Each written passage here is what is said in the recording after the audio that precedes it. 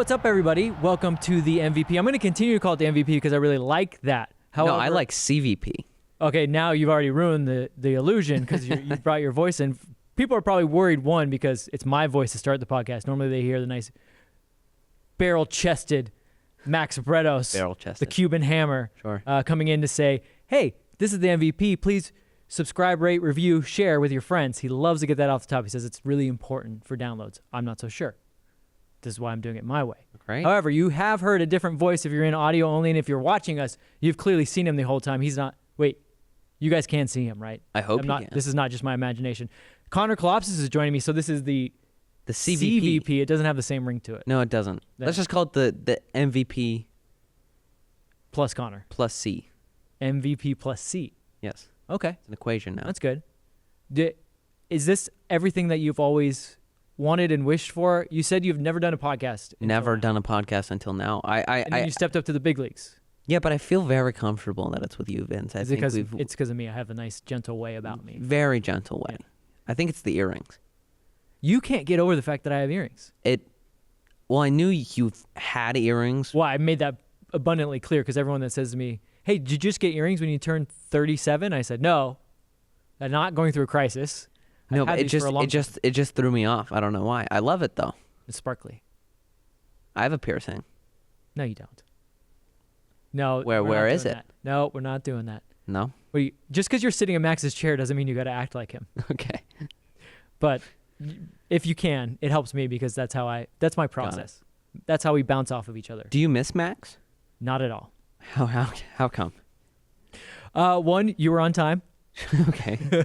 Two, there's not a button in your shirt that I can see through because he's big ribbed from what he says. Well, I think I have roughly the same amount of chest hair. How mad do you think Max is going to be when he listens to the first 10 minutes of this? It's just God, you just ripped on me the whole time. Killing him.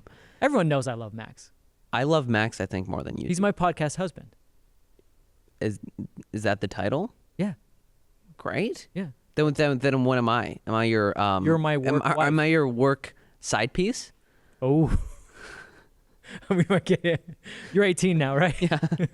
Okay. Let's just move on from there.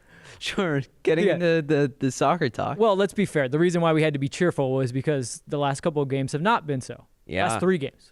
Well, yeah, it's kind of been all over the place. And I will say 2 games that, although we've lost before this season, these 2 I feel like have hurt the most out of all of our losses this season. Well, Max and I, the last time Max was here, we broke down the 2-1 Portland loss. Yeah. Not the recent 2-1 Portland loss. The one in Portland. And we had a feeling of cautious optimism.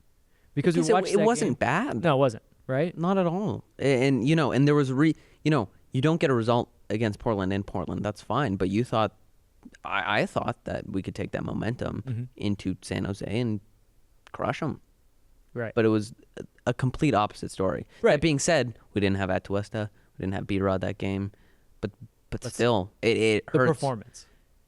Like we were talking about on our pre-game of the Portland home match, and we talked about this game. The Portland game is a must-win. This is do or die. Every game has felt like a do or die, and so I think that's why the San Jose and Portland games have just hurt. Right. Hurt. Like a dagger in my chest. Well, you said the dreaded must win. We don't use that word on that or combination of words on this podcast. But I have to, right? I mean, at least we give at least a little buffer for the past 2 games. But now we're actually getting into the must wins. Well, I'm gonna here's my take on San Jose, and you tell me how you feel about it. The more that I've gotten to sit and think about it, the way that the goals happened, 4 minutes in. Yeah. And then I believe 2 minutes into the second half. We always talk about goals at the end of halves, how much they're killers. Yeah. For this LAFC team, so a lot of people put a lot of words out there that I always get on them for saying how do you know that? How do you know that? Lost the dressing room. How do you know that? You're not in there. Yeah. You have no way of knowing. Lack of heart. Okay. Yeah. Can you show me a measurement of heart? Is it heart. How much you run? How big your heart is? Yeah. Is it just you want guys to really cry? I mean, if you want guys to cry after the San Jose game, I didn't know this until we watched the highlights for the big show that's coming out Friday. Seeing Mamadou cry actually I got me don't think he was crying. No, he was crying. He was definitely wiping his face off with his jersey. No, he was definitely upset about the mistakes that he made in the game. Because Murillo came over there to console him a little bit. But one word that comes up a lot that people love to say, it's a very soccer word, mentality. Mentality. It's all about the mentality. And I never think we can actually really measure these things, but there are certain ways. There are certain better ways to define it than the way most people say it, right? Because usually people a team loses in the game, they go, mentality's off. Oh, so every time you lose a game, it's just bad mentality? What if the team's just better than you? But I think when we look at LAFC in that game, goals early, and then the fact that they were just so, discombobulated, so, no structure, no real ideas. It didn't feel like LAFC. That actually felt like weak mentality, right? It was did? Goal went in. Oh, great. Okay, guys, here we go again. Lack of focus. And I felt like they got to the half, and they were actually a little bit better. But then, second half, goal 2 minutes in. Oh, great, guys. Now it's 2-0. And it was over.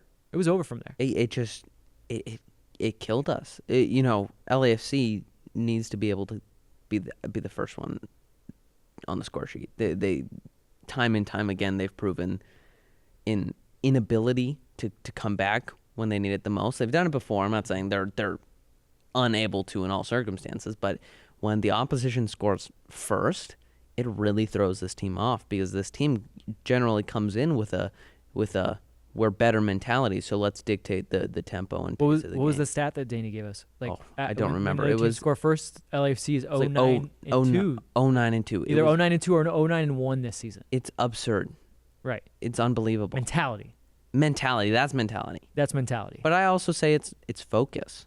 It's just not having that focus in those moments where they're able to scrap together a really BS goal, and then it throws off the entire game. Mm-hmm. So, it was very frustrating. I actually kind of like where you're going with focus, because if we think about it, San Jose was 2 goals that were out of mistakes, right? Sure. Mamadou shouldn't head the ball where he did, then doesn't go with the runner, they score.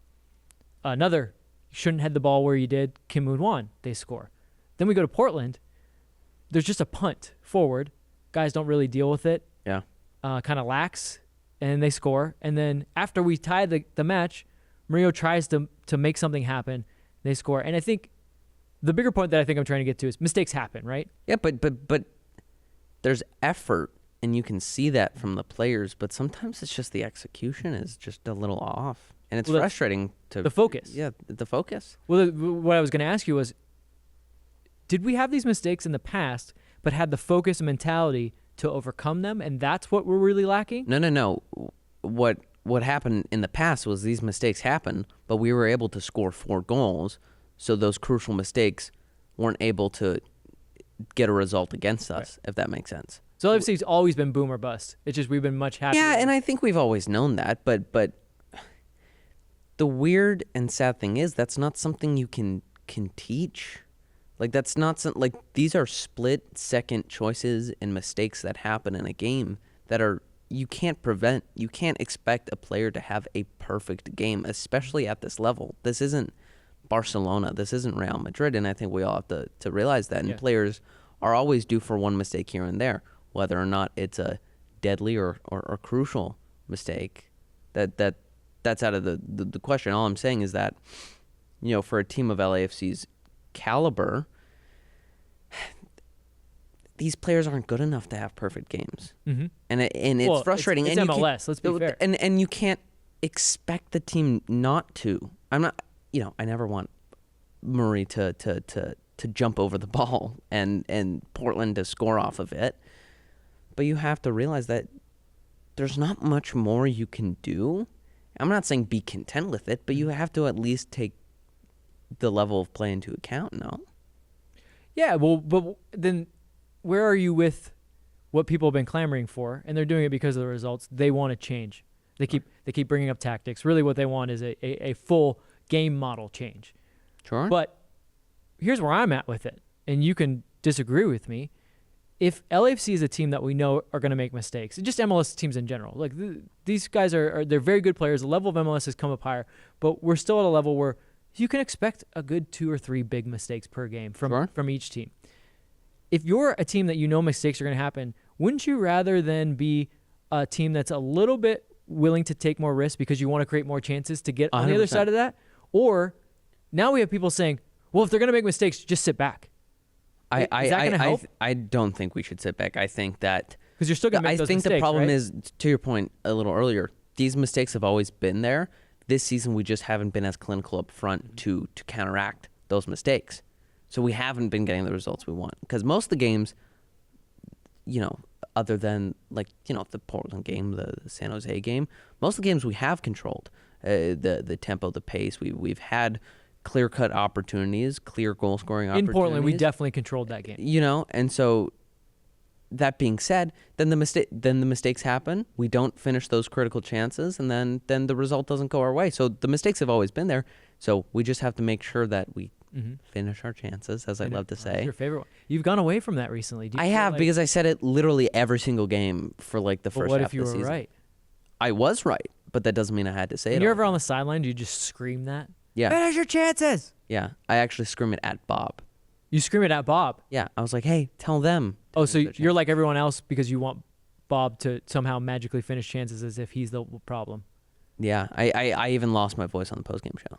You did? Actually, let's talk about the postgame show. After Portland. I was so angry, man. That was so stupid. So for those of you that don't watch our postgame show, and why aren't you watching our postgame show? It's great therapy. Yeah. It's especially late. It's not, I wouldn't say it's great therapy. It's good rant fuel.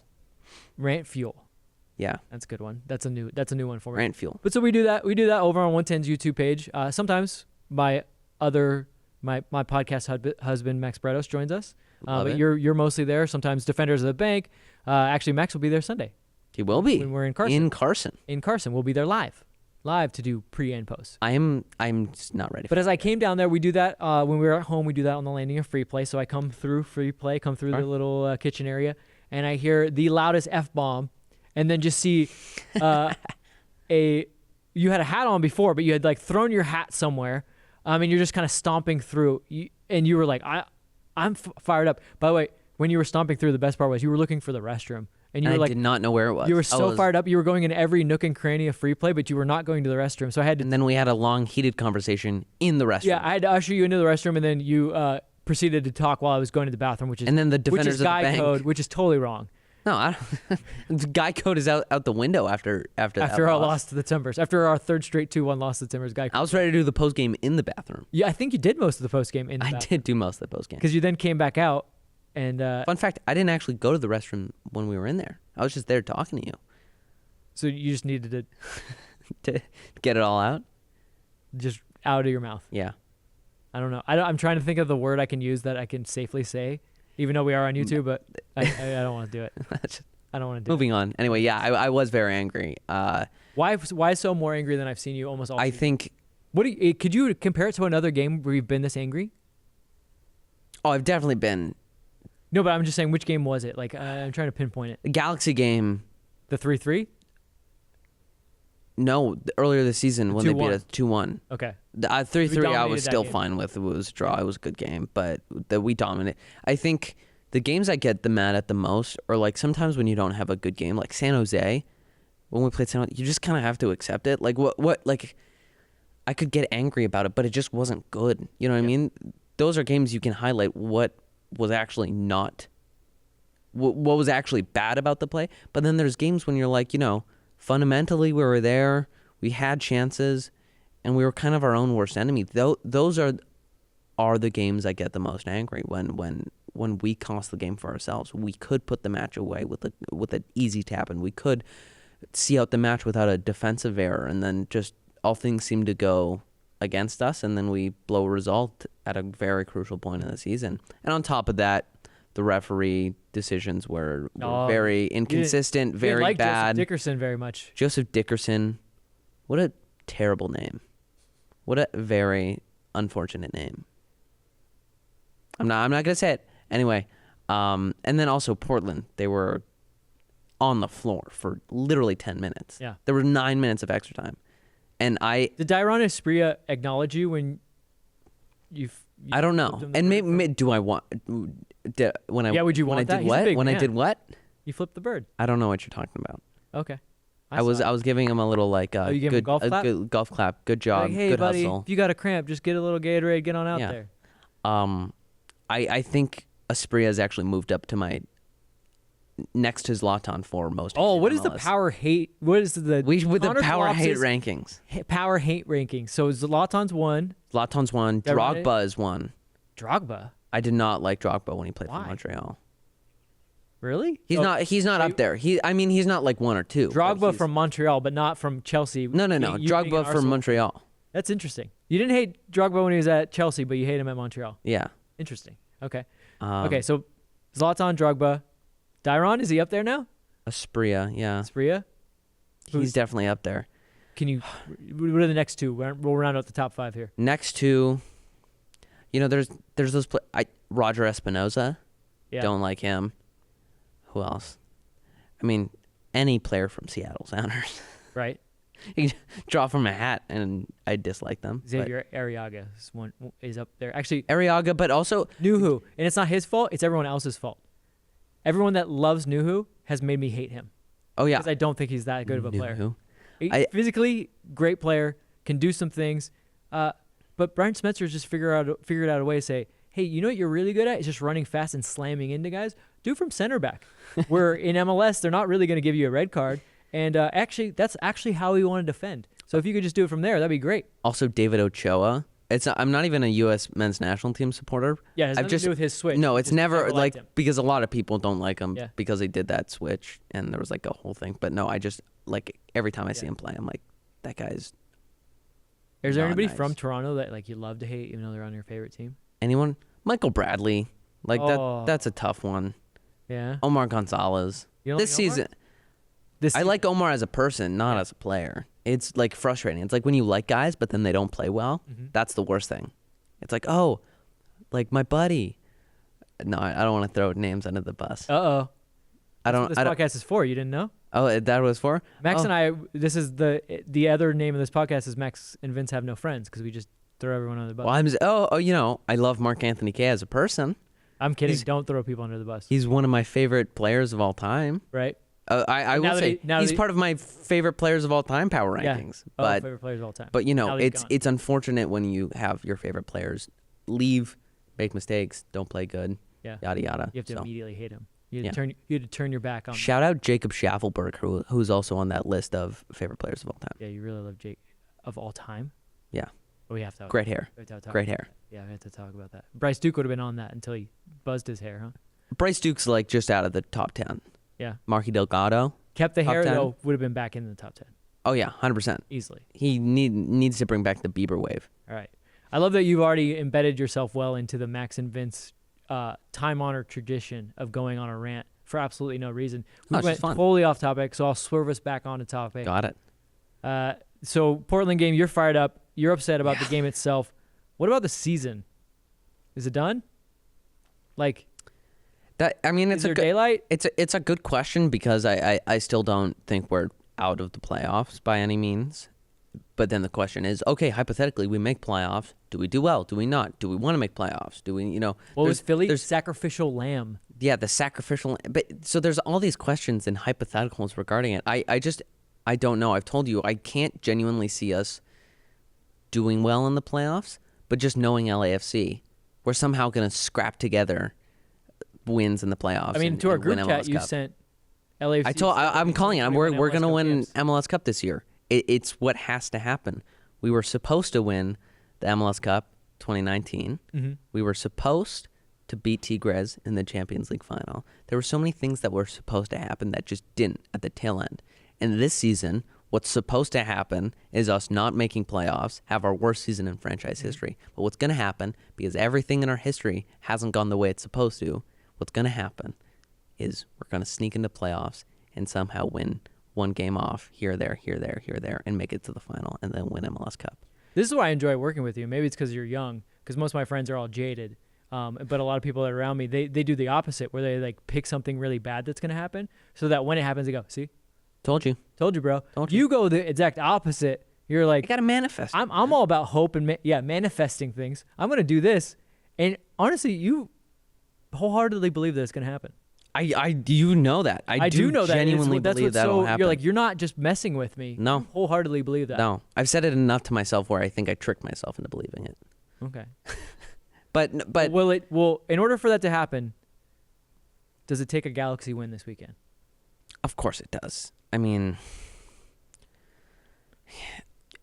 what are your feelings going into this weekend? I am so nervous. We have to win at 4-3, right? Because Chicharito's getting a hat trick. that like I said, that's another thing that just needs to happen. That's how these games go. But we can win at 4-3. We can win at 4-3. Maybe. I told you I'm nervous about this game. Why? I'm nervous about every El Tráfico. That's why. I think that's also why there's so much fun, right? That's why there's so much. That's why everyone loves you it. actually do, like when we came out of that playoff game. I know we were all like, "Look, 2019, we've been like unbeatable. Who cares if the Galaxy? This is the playoffs. This is when it really matters. We're gonna beat them." But we were all so nervous, and that's why I did not celebrate for almost any of the goals that we scored in the El Tráfico playoff edition because I was so nervous that we were not going to be able to keep our lead. Right. I was only going to celebrate at the final whistle. Well, how did it go? We went up 2-0. Yeah. Then 2-1. Zlatan 2-1. Yeah. Then Zlatan made 2-2. Yeah. And then that was like.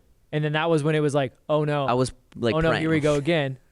And then finally we were able to get 3, 4, 4-3.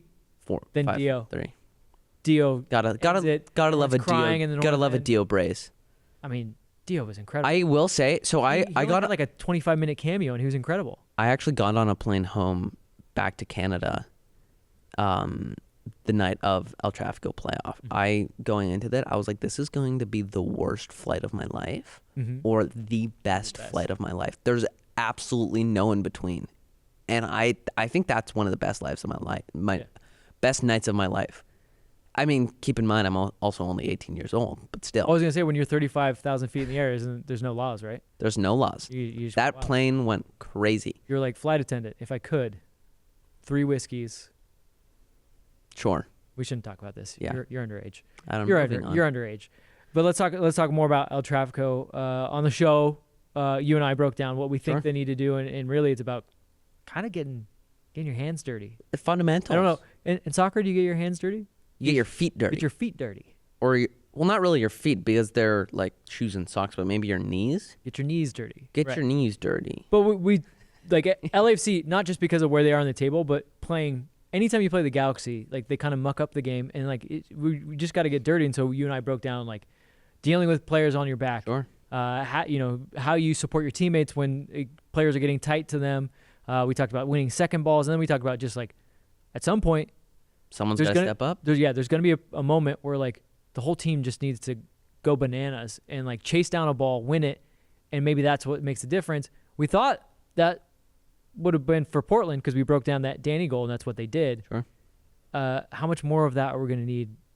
Like we're going to need it for 90 minutes. 90 minutes. I don't like. We need to be on our A game. Our mentality has to be there 100%. I think I just really hope the players, as well as the coaching staff, although I would assume they know this, but they have to really believe that, one, they can pull this off, whether that's just a win or an embarrassment of the Galaxy, but they need to fight for not just a playoff spot, but for the fans, for the team itself. They need to be hungry, doing exactly what you said for 90 minutes plus, no exceptions. We have 5 substitutes now. Get tired. Go 110%, 110, all game, and yeah, it's going to be a crazy match. Other than that playoff El Tráfico, I think this could be one of the most important El Tráficos in the history of LAFC because this will determine the trajectory of our. I mean, it could lead to playoffs, but one way or another, you want to at least leave the fans with something at the end of the season, right? A little participation trophy. I mean, it'll be much more than that. You know how the fans feel about this game. It's of course. Barca Real Madrid levels where it's like I'm a fan. If we could beat them twice, sure, maybe we don't win the title that year, but hey, we beat our rivals, and we're going to talk about that through the whole offseason. I want to ask you, as we talk about players and we talk about mistakes, a two-sided question: player you're most worried about going into the matchup with the Galaxy on LAFC side, most worried about like, I fear for how they're going to play, and the player that you're like, that guy's gonna, I don't worry about him. He's gonna come good. Oh, so LAFC, like, who am I worried they're gonna? Yeah, like who you worry might have a mistake might have a pivotal error. I mean, this question is set up to be Maury, right? After a mistake like last I'm game. not trying right? to say that, but No, but that, I mean, is there any other answer? I don't know. Is Kim Moon-Won going to start? I mean, Raheem it's Edwards been a gonna constant start? rotation for the past Yeah. 3 months. Right. So I guess the lineup's up in the air, but especially I don't Murray's know. so high usage, right? So Yes. he's always in the thick of things. It's almost not his fault, but it is his fault. And I'm not one to want to jump on a player when they make a mistake like that, but you also have to hold them somewhat accountable for the mistake, and that was all Maury. And I'm not going to say he cost us the playoffs, but he certainly did cost us a game, which was at a pivotal point in the season. Right. And what about sorry, not to interrupt you too much. How do you feel from a fan perspective? Bob comes to the press conference after, and obviously a lot of people want to talk about Murray because he's the story. And he shares with us that Murray, right after the game, called the team together, got up, and apologized. Yeah. You like that? Do you like that? Or does that just seem like, you know how people can get? They're like, oh, more excuses. But do you like that from your? But what more than do you want? Yeah. You can say more excuses, but okay, more excuses. What else would you want? Do you want us to terminate his contract over a? Some people do. but that's absurd. Yeah. I think it shows character and class to be able to be like, hey, I made that mistake, but going forward, we'll see his true colors in the sense that if he does improve in terms of those split-second decisions, kind of less errors, but errors are something that you can't prevent sometimes. No. They're just like the split-second decisions. Oh, it was a mistake. I misjudged it. Plenty of mistakes that happen in a game that we don't talk about because maybe the ball bounces the other way and it just doesn't go. Of course. So it was his fault and we have to hold him accountable for that. But I still can't get. But Morris still hit the post and we still had a chance to clear the ball, right? Exactly. And so there are second balls that'll be important against the Galaxy. I'm scared of Chicharito just because he scored the other night against Salt Lake. 3 golden opportunities the night before against Austin. So but you just know. He's you due just to know. pick it up. You just know. One opportunity, he's going to bury it. Yeah. He's not going to miss the target against us. And It's that's probably just gonna be the a way banger. it is. It's so... And then MLS is going to replay that over and over and over again. I just hate the Galaxy so much. That's where I was on on that 110 football prompt that said if of the 3 results, which one could you change? And Seattle was easy. So the choices were if you could change any LAFC result in the history of LAFC, and I know a lot of people have been getting at us and saying clearly it's a CCL. The reason why the CCL is not on there, because the CCL finals, because would have won a trophy. You just automatically win a trophy, so you don't really have to think about it. So that's a slam dunk. We'll give you guys that one. That's a freebie. The ones you got to think about were the first game against the Galaxy, the 4-3. The RSL first playoff in team history loss at home, and then Seattle loss at home that could have led us to MLS Cup final. Yeah. The reason why you have to think about that is because there's a next game after. How does it change the trajectory? Seattle was pretty much my choice. However, I did say and I don't know if this is part of the question, if by changing the result I can also erase some goals. If I could get rid of that Zlatan goal from 40 yards out, and never see it again because they play on everything. I swear they play on it. It could be just a sizzle reel for Fox Sports, and they got baseball, football, all these things. So that's Zlatan goals in there. And if I had if I have to hear Stu Holden yell, "Are you serious? Are you serious? Are you serious?" Also, no offense to Stu, but no, he's full never offense. been so proud of that moment, as if that's some kind of he did that. No, Zlatan scored. You happen to be announcing the game. I apologies to Stu, but that's not the band is on the field moment. You don't know what that is, but the game between Cal and Stanford. You're old. One of the teams thought they had won, kicked off. Oh yeah, I do know. And You're not old. The announcer's yelling, "The band is on the field." This is not his Al Michaels. Do you believe in miracles from the 1980 Olympics? I could go on. Aguero? Yeah, the Aguero moment. Although Aguero was just yelling, "Aguero!" That's not much. Imagine, not much. Imagine Ibrahimovic. Yeah, Martin Tyler, but just yelling, "Are you serious?" I mean, we're watching it. It was pretty serious when I was watching it. I don't know about you. I was pretty angry. Yeah, I would have loved it if he's like, "Are you serious?" And Zlatan runs up. He goes, "No, it's for funsies." For funsies. Take it back. Not just for fun, but for funsies. Yeah. Are you serious? Yeah. I don't even know where I was going with all that. Where were you at that game? I was in the press box. Okay. That game was very interesting to watch because it was our first. So Was at the LAFC, first game in LA? No. well, in Carson. Sure. But yes, first game where we really got to see a really big group of fans, and that's what the players said. It was the first time that they knew that there was going to be a lot of fans because a lot of fans had come out to events. Yeah. Guys like Simon, Jordan Harvey, Yeah. Tristan, João Matinho had all come to like the songs that were when the thing was still constructed, and they were like, "Wow, this is incredible." But then when they came to that game, they were like, Oh shit. "Oh wow!" Like Seattle, because we had Seattle and RSL. We traveled well to Seattle, well to RSL, but that was a different animal altogether because they knew that they could just get down to that game, and it was incredible. So we're in the press box, and so it's like one of the first times I was at Seattle, was not at RSL. One of the first times more people were in the press box from our team. Yeah. And we're sitting there, and actually I remember this. Lauren Terry at the time who had just joined our team. She normally does video, but she couldn't because she had torn her ACL. Okay. She was in like full leg straight out, and so she's doing Twitter, and she had never done it before. Like she's done Twitter, but not for a team. Play by And play. so she's doing the play-by-play and clipping and doing all that stuff. And of course, we're like, goal. Well, 3 in a And row. she's just like, I want to make sure I get it right because it was such a pivotal moment in LAFC history. So she's like, I'm so nervous. She's like sweaty, like sweaty doing Twitter, which is hilarious. And so we're sitting there, we're like, man, this is incredible. We were feeling all the things the fans were feeling. Like, oh, No, I like in the Galaxy. you couldn't have written a story as good as that game Well, was. and what's funny is, so press boxes are supposed to be neutral. There's no cheering. There's always a little bit of like, oh, like you get a little excited. The funniest thing, Unless you're our producer, Jason. yeah, Jason goes nuts. Jason yesterday, or for the Portland game when there was penalty, he's standing up, throwing his arms up, and I'm like, sit down, Drop him down. sit down.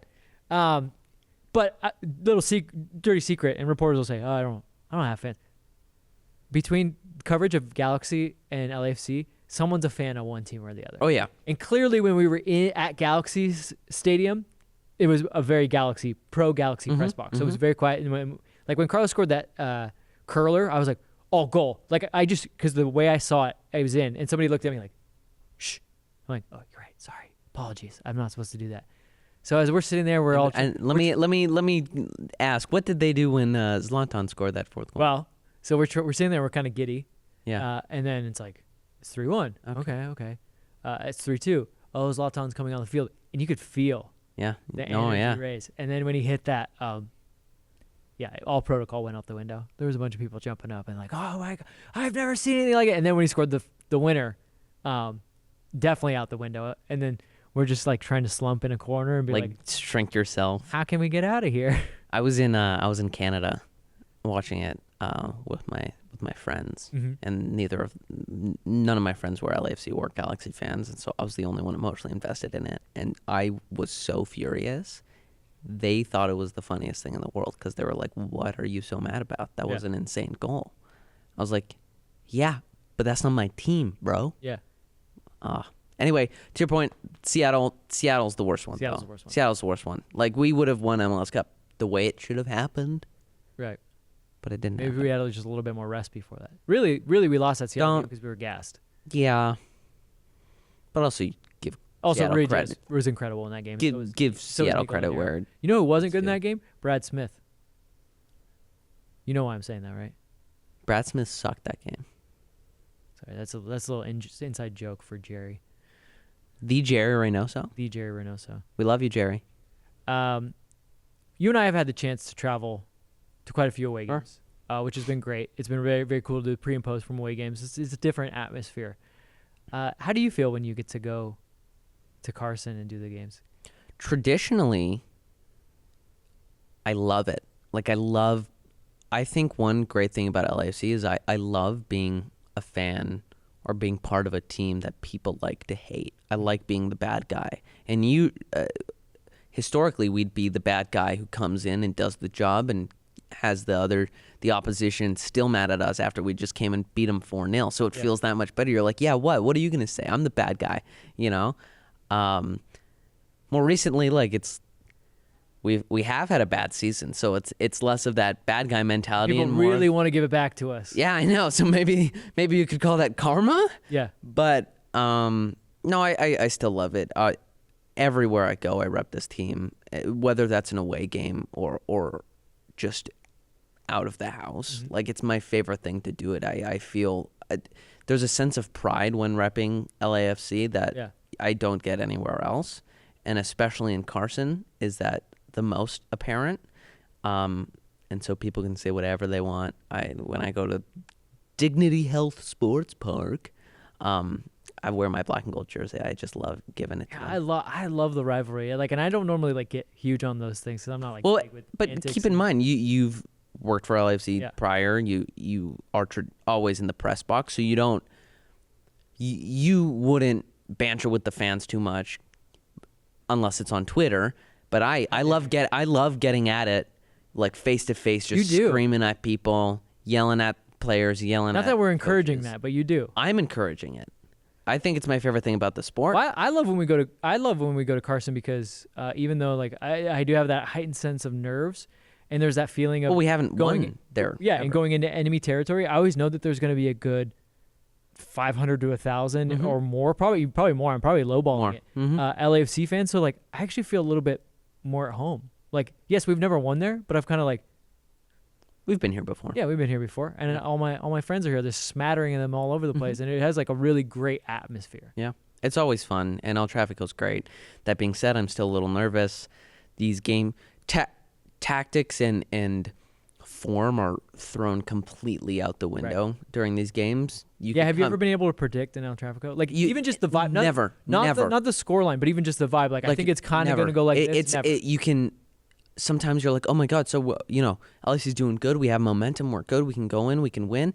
And then there's like a little more Galaxy fans than you were expecting.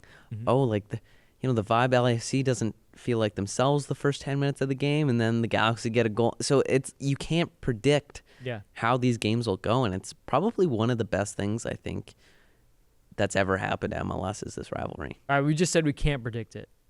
But before we get out of here. Predict it? No, that's not predicted because we do that on the pregame, which we will be there 30 minutes before LAFC take on the Galaxy. We will be live with Max Bretos. He will be back. He's going to be back. Max. Promise Max will be back. At 4:30. 4:30 on the LAFC app. And again, we will be live from Dignity Health Sports Park to give you pregame, and then we'll be live right after the match on 110's YouTube channel.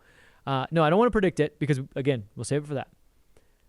But if you could kind of script the way the game would go, just lightly script, like LAFC comes out hot in the first 10 minutes, or do you want them to do you want them to absorb pressure a little bit and then sucker punch the Galaxy? How would you script it? I think LAFC will want to keep possession just for a little bit, not come out swinging with a counter right away. So just knock it around a bit, sit back, just get comfortable with the ball at your feet, just a little bit. And just get the feel edge, the pressure a little bit, get the edge over the Galaxy a little bit, and then start seeing the channels and pushing upfield. But and rev up that counter press. El Tráfico is never going to be 0-0. We know that. No, never. It's never going to be that. Imagine if it was. We just all walk out of there. I think because this game is so important, both teams are in a downward spiral. This match will be one of the craziest El Tráficos ever. Period. And there's been so many crazy El Tráficos. So that's saying something. So it's decent amount of cards in El Tráficos, decent amount of red cards, decent amount of high results. Yeah, decent amount of goals. And not just goals, but like really good goals. Obviously, we talked about Zlatan one, Carlos. Brian's now might be the greatest goal, at least just in pure individual talent in LAFC history. You think it finishes 11 on 11? I hope not. You hope? I hope not. I want this to Team be chaos. I want this to be the season. Well, hopefully not an actual season finale, but like if this were a TV show, like I want this game to be the story of a season finale. So it's gonna be crazy. I can't wait. I'm gonna be shaking the whole game though. Yeah. I don't think you're ready for that. You'll be there. Yeah. Max and I will we'll wrap a little blanket around you. We'll just as you shake back and forth. Yeah. Make sure you're okay.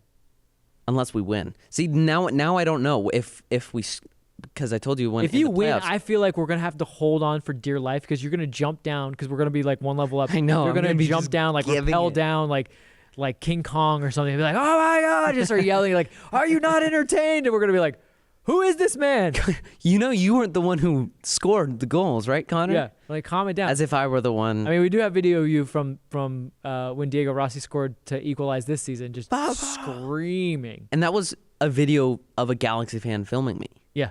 That wasn't even like. Yeah, they were like, look at this terrifying demon. what is this boy man doing? Boy man. Yeah, you hadn't quite turned 18 yet, so you're No. definitely boy man, not man boy. Not man boy. All right. Well, I think we've done a good job here. Well done for your podcast debut. This was fun. Big Thank you shoes guys to for fill. listening. Did you feel the power of the Bretos seat? I did not. Is the seat Did he turned leave on? anything for you? I saw a couple French fries. Yeah. Any contraband? No. The switchblade. Yeah. Classic Bretos. Classic Bretos. Classic fries and Bretos. switchblade. All right. Well, Max will return for those of you that missed the barrel-chested Or dislike me. or dislike. Yeah. I will say this. We probably have to apologize for the amount of times we said El Trafico because people hate that. El Trafico. It's okay. It'll be okay. Don't hate us as much as you should hate the Galaxy. It's just a fun name to say. And again, no one has come up with a better one. No one has come up with a Battle better of one. Los Angeles. No one has come up with a better one. And I don't like battle motifs because Classico and Heleno. yeah, there's a lot crazier things going on in the world. The battle motif's not great. But we will be out there. You guys will be out there. We'll come back next week. Max will be back. Him and I will break it down. But this has been the Max and Vince podcast plus Connor Kalopsis. Thank you.